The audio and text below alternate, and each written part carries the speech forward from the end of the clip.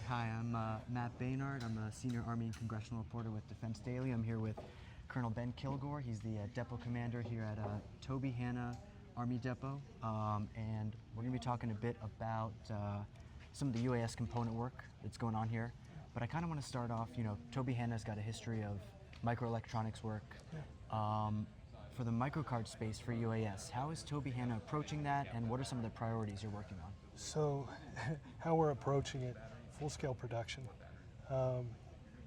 under the umbrella of advanced manufacturing. So AMC's given us an inject to scale production for not only microelectronics lines that'll produce the circuit cards for drones, but also for other things. So these lines are multi-use, multi-purpose, right?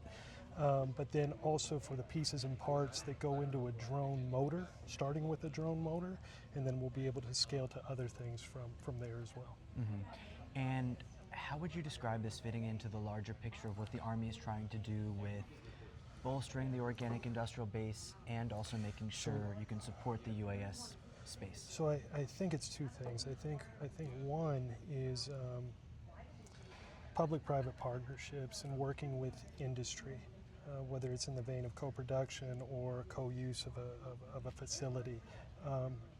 Industry can go fast.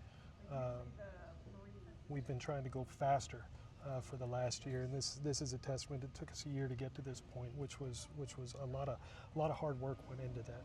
But it's not done. This is step one on a larger journey when it comes to advanced manufacturing writ large, where the OIB sites basically become an ecosystem, and we're feeding off of each other to produce what's needed for the joint force.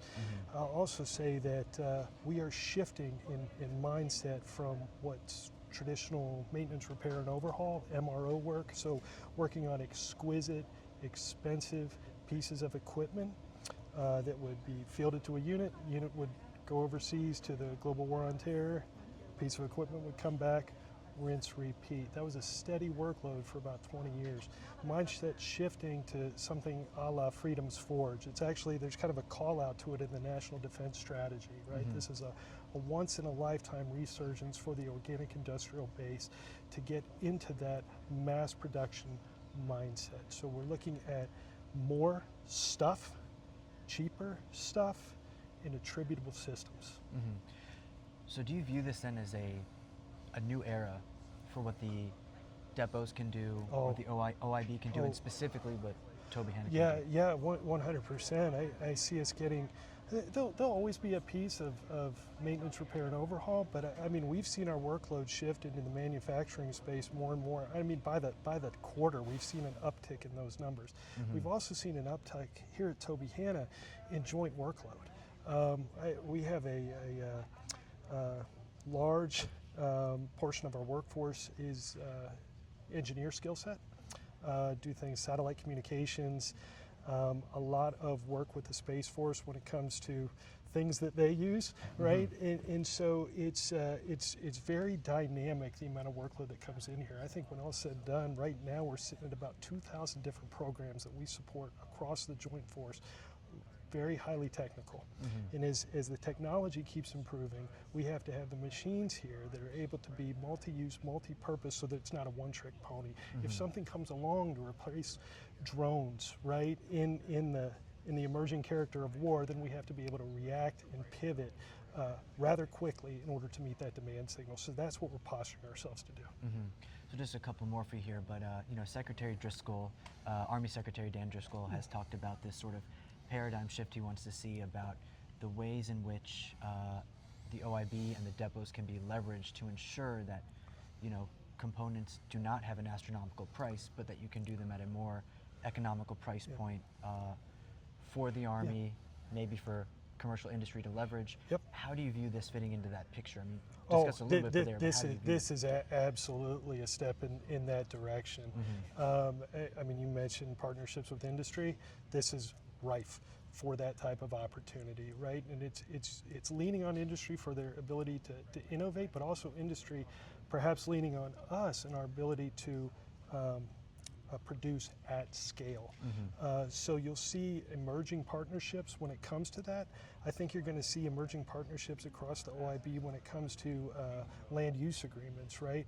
What we do with critical mineral resources, right? Whether it's extraction or whether it's component production of those minerals on an installation. So it's a very exciting time. EMC in the Army created this organic industrial base integration cell located at the Pentagon, which is going to provide governance and structure for the OIB sites to basically create that ecosystem where we have redundancy built in, but also can produce things at scale. Appreciate that. And last one here. Yeah. For Tobyhanna specifically, what are some of the timelines you're looking at to maybe reach that full capacity for some of these new components you're working on? Also brushless motors, anything you want to touch on in that space? Yeah, I think throughout 26 we'll be able to scale to 500,000 plus brushless motor devices. We're setting up, we have set up 2 brushless motor lines. That's scalable to 8.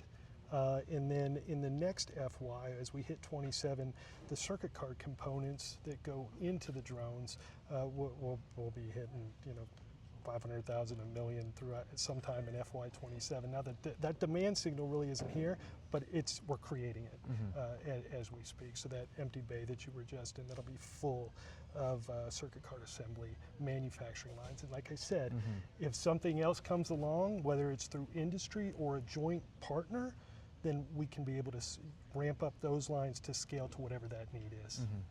Appreciate it. Thank you so much. Yeah, Thanks for taking the time. Yeah, thanks. Good talking to you. Good job.